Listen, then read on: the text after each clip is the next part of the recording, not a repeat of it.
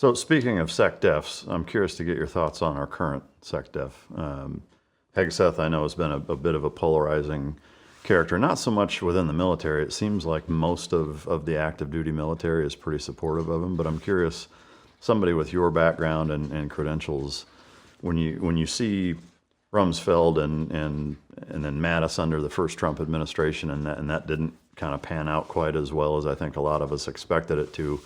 What are your thoughts on kind of where it's at right now? Well, I was in the White House here 2 weeks ago for a promotion ceremony on a naval officer I know who was getting promoted, and he was there. In fact, he conducted the ceremony, which I thought was striking. And those are tough jobs. But I do like a lot of the stuff they're doing. I think, look, when I came in the Navy as a young surface warfare, I had to count and be responsible for every penny I spent. This is taxpayers' money. So I do think going after fraud, waste, abuse, and realignment of the Pentagon with warfighting capabilities is appropriate. I don't say that hasn't always been the theme, but it's been different emphasis under each Secretary of Defense. So I like a lot of the stuff we're doing. And it's just a tough job. So I'm never going to second guess a person in there. And a lot of people would question his experience. But again, I don't know him well enough. I haven't seen that impact inside the organization. So I wouldn't be the guy to ask about. But I do think in today's, we've got to be focused like a laser beam on warfighting capabilities and leveraging every dollar to the best use we can.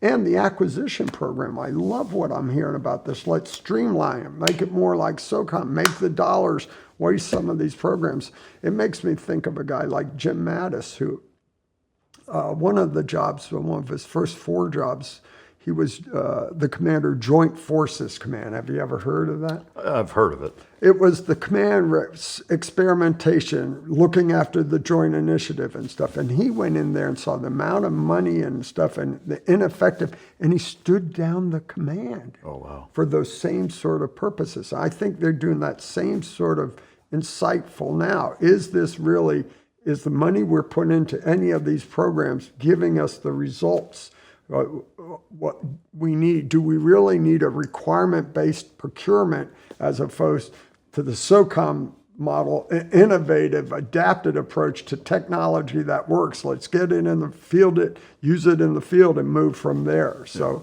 I like all those things. Yeah, I do think it's interesting and reassuring to see it be run not like a business, but more like a business, where you are looking at, hey, what are we spending? What are we getting for it? Because there's been a lot of periods in our military's history where that's completely unaccounted for. I couldn't agree with you more. And government at large. Well, we're $34 trillion in I think it's close to 37 now. We're going to spend more money on interest than we will on defense. That's tragic, and that's abysmal. So if all these efforts get us a balanced budget, get the deficit declining, we're all going to win from that. And that's a national security concern. Yeah. Do you look at the whole signal controversy of the messages that were passed over that as being, somebody who's been in that position where you're making those types of calls and interacting with the president and saying, hey, it's time to go and whatever, it going down that way, do you view that as a misstep? Well, security and compromising our operations is always the highest possible priority.